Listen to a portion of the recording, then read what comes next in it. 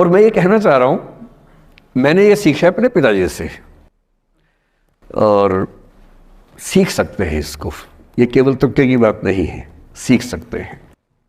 मेरे जो पेरेंट्स हैं, पिताजी और माँ, वो एक अनूठा कॉम्बिनेशन है। अच्छा, किसी शादीशुदा जोड़े से अकेले में बात करके देखिए, जब वो कंफर्टेबल हो आपके साथ, आप उनको बोलिए कि मुझ में और मेरी पत्नी में, या मुझ में और मेरे पति में ज़्यादा चीज़ें मैच नहीं होती हैं। सीरियस होकर बोलना, मजाक के मूड में नहीं, सीरियस मुंह बना के बोलिए, थोड़ा भरोसे में लेके। दुनिया का हर जोड़ा आपसे बोलेगा आप में तो फिर भी कुछ मैच होता है, हम में तो कुछ मैच नहीं होता, एक भी मैच। सारे जोड़े ऐसे ही चल रहे हैं, सबको लगता है कि उसका घर बढ़िया चल रहा है, मेरा ही ठीक नहीं चल रहा, क्योंकि उसका घर आपने फेसबुक पे देखा है, अच्छी अच्छी फोटो देखी हैं। 24 घंटे में से जो 2 अच्छे मिनट आए थे, उसमें ली गई 25 फोटो में से बेस्ट फोटो फेसबुक पे आई थी, और अपने घर में आप बाकी 24 घंटे में से 2 मिनट छोड़ के बाकी देख रहे हैं। तो दूसरे का घर हमेशा अच्छा लगता है कि यार लाइफ हो तो उनके जैसी हो। तो हमारे माता पिता भी स्वभाव उनका भी थोड़ा अलग रहा, सबका है, हमारा भी है।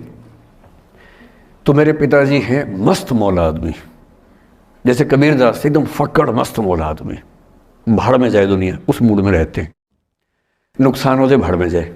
गीता का सार उन्होंने अपने मन में बिठा लिया है। उनका बड़े से बड़ा नुकसान हो जाता है तो क्या बोलते हैं, हमारा क्या था, जो लाए थे, जो लिया यहीं से लिया, जो दिया यहीं दिया, साथ लेके क्या जाना है, बात खत्म। कोई टेंशन ही नहीं उनको।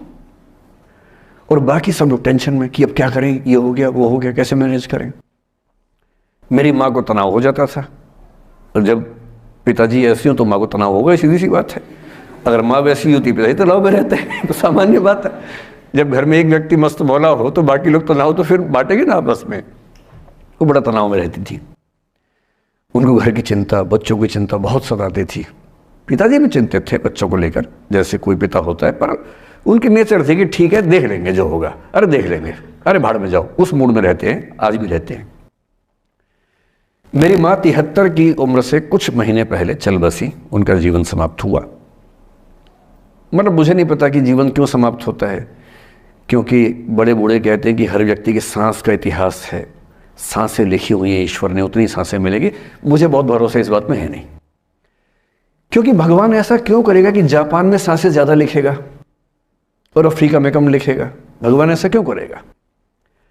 और अगर सांसें पहले से लिखी हुई है तो हमारी जीवन प्रत्याशा क्यों बढ़ती जा रही है। अगर सांसें पहले से फिक्स हैं तो आज़ादी के समय से लेकर आज के 70 साल में जीवन प्रत्याशा लगभग 2.5-3 गुना बढ़ गई। और हम ये भी कहते हैं कि लोग खराब हैं। अगर लोग बुरे हैं तो जीवन छोटा होना चाहिए कर्मों के हिसाब से। लोग खराब हैं और जीवन बड़ा होता जा रहा है। तो मुझे उन मान्यताओं में बहुत भरोसा है नहीं कि सांसें लिखी हुई हैं।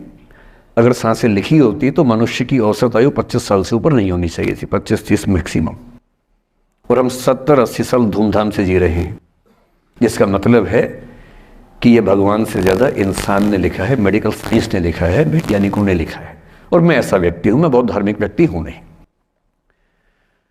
और मैं इसको छिपाता भी नहीं हूँ। मैं बहुत छिप छिप के बहुत जी लिया। अब मैंने ठान लिया कि मैं जैसा हूँ वैसा रहूँगा।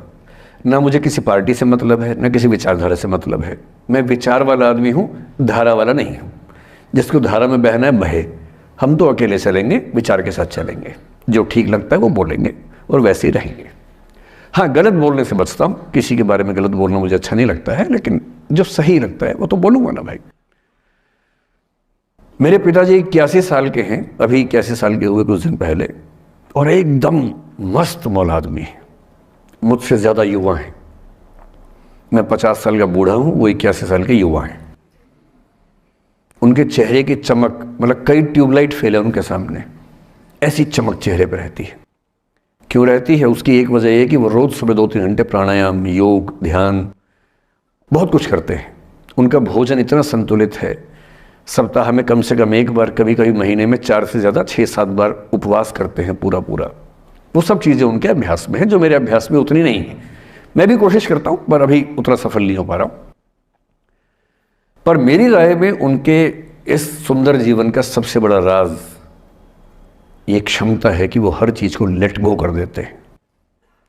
तनाव उनके पास आता है तो फिसल के निकल जाता साइड से, लेते ही नहीं तनाव किसी बात का।